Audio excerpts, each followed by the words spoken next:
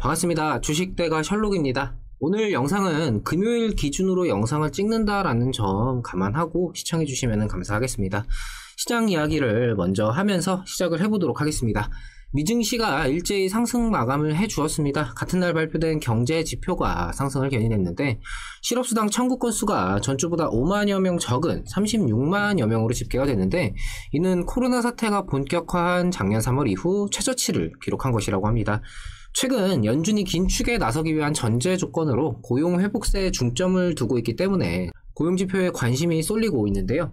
실업보험을 청구한 이들이 계속해서 줄어들고 있다는 것은 그만큼 고용이 회복세를 보이고 있다라고 볼 수가 있겠습니다. 국채금리가 안정세를 보이면서 기술주와 성장주가 강세를 보였었는데 여전히 급변동에 대한 우려감도 함께 작용하고 있는 모습입니다. 코로나 델타 변이의 확산이 증시에는 부담으로 작용하고 있습니다.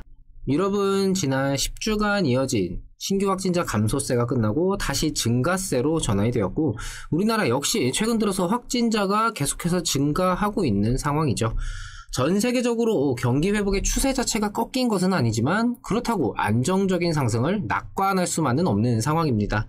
방금 말씀드린 델타 변이 바이러스라는 변수도 어떻게 작용할지 미지수인 상태고 경기와 통화정책 모두 뚜렷한 방향성을 정하지 못하고 변곡점에 있는 상황이기 때문에 여전히 지금의 불안한 상승 랠리는 한동안 이어질 수 있겠습니다. 금요일 우리 시장은 테마성 종목들의 강세 기조가 장 초반에 강하게 나타났으나 이후 이에 대한 상승폭을 조금씩 반납하는 과정에서 순환이 되어줄 섹터가 뚜렷한 게 없었고 금요일로 인한 주말 리스크까지 작용이 되면서 전체적으로 지지부진한 흐름이 마감까지 이어졌습니다. 결국 시장은 지금의 테마성 기조가 오늘처럼 순환이 서서히 약해지면서 가치주로의 수급 이동을 생각해 볼 수가 있겠고 확연하게 시장 분위기가 바뀌는지에 대한 확인은 2분기 실적들이 나오는 이 실적 시즌 시기에 다시 판단해 볼 필요가 있겠습니다. 오늘은 네이버 관련해서 말씀드리는 시간 가져보도록 하겠습니다.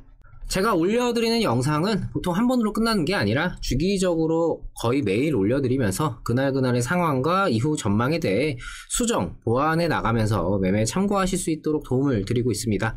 구독만 해두시면요. 이후에 변화하는 상황들에 맞춰서 매일매일 확인이 가능하시니까 구독과 좋아요 한 번씩 부탁드립니다.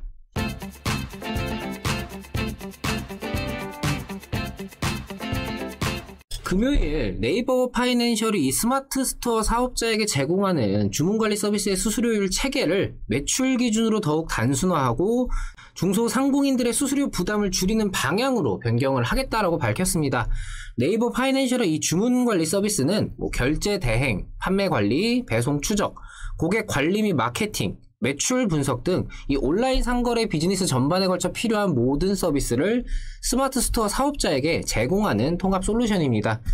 이번 달 말부터 스마트 스토어 사업자에게 제공하는 이 주문관리 서비스에 대한 수수료율을 매출 규모 기준으로 단일화를 하는데 수수료율은 사업자 매출 규모만을 기준으로 연매출 3억 원 이하인 영세 사업자의 경우는 2%, 연매출 30억 원 이상의 일반 사업자는 3.3%로 변경이 됩니다. 이번 변경으로 구매자 선택에 달려있던 결제수단별 수수료율 체계가 폐지가 되면서 사업자 입장에서는 매출 규모만으로도 수수료를 정확하고 쉽게 예측할 수가 있게 되었고 카드에만 적용이 되던 영세, 중소, 우대가 포인트 결제로도 확대 적용이 됩니다. 스마트 스토어의 거래액 중 포인트 결제 비중이 꾸준히 증가하고 있는데 실질적으로 매출 규모가 작은 사업자들이 체감하는 비용 절감은 훨씬 더 클 것으로 예상이 되고 있고요. 네이버는 이를 통해 플랫폼 기업의 매출 기반 중 하나인 커머스 부분에서의 지위를 더욱 공고히 하겠다는 전략입니다. 네이버가 결국 카카오와 같이 기대감으로 인한 주가 선반영이 나타나 주는지가 이후 주가 상승에 대한 관건이 될 수밖에 없는데 카카오가 사업 확대 과정에서 적극적인 가치 어필과 카카오페이, 카카오뱅크 등 계열사들의 IPO에 대한 기대감이 함께 작용하면서 상반기 동안 주가를 선반영으로 끌어올렸다면은 이제 하반기 네이버의 메타버스 플랫폼 제페토, 세계 최대 웹소설 플랫폼인 와패드, 라인과 야후 재팬의 경영 통합 후 이 시너지 창출, 그리고 방금 말씀드린 이 스마트 스토어까지 그간 단단한 성장에도 불구하고 시장에는 그다지 인식이 되지는 못했었지만, 이번 카카오와 네이버의 시총 역전을 계기로 네이버의 성장 잠재력에 대한 이야기가 좀 많아지면서 네이버 역시 충분히 좋은 흐름을 보여줄 수 있다는 생각입니다.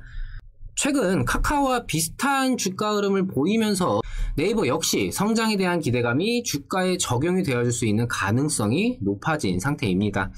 다만 변수로는 카카오는 이미 주가의 기대감이 선반영이 되었고, 남아있는 네이버가 그간 미약했던 만큼, 쉬어간 만큼 이제 기대감이 작용을 해줘야 하는데, 흐름을 함께하는 분위기가 조성이 되면서 이 카카오의 조정이 이어진다면은 그 시기에 네이버가 온전한 상승을 하지 못하고 카카오의 조정을 함께할 수도 있다라는 우려감은 존재를 합니다. 네이버가 정말 생각한 대로 좋은 흐름을 보여주기 위해서는 카카오도 좋은데 네이버도 좋다네, 이런 함께하는 흐름에서 벗어나서 카카오는 모르겠고 네이버가 진짜 좋다, 이런 독립적인 흐름이 주가에도 작용이 되어주면서 기대 수급이 네이버로 몰리는 그런 흐름이 나와주는 것이 가장 이상적인 그림이 될 것 같습니다. 물론 여기에 대해서는 한동안 지켜봐야 할 요소들이 많기 때문에 큰 그림만 이렇게 생각을 하시고 이후 하나하나 체크하고 확인해가면서 대응을 수정하고 보완해 나가는 것이 중요할 것 같습니다. 네이버는 이후 다시금 영상 통해서 도움을 드리도록 하겠습니다. 구독과 좋아요 놓치신 분들은 한 번씩 부탁을 드리고요. 영상 여기서 마치도록 하겠습니다. 주말 잘 보내시고요. 저는 월요일에 뵙도록 하겠습니다. 오늘도 시청해주셔서 감사합니다. 고맙습니다.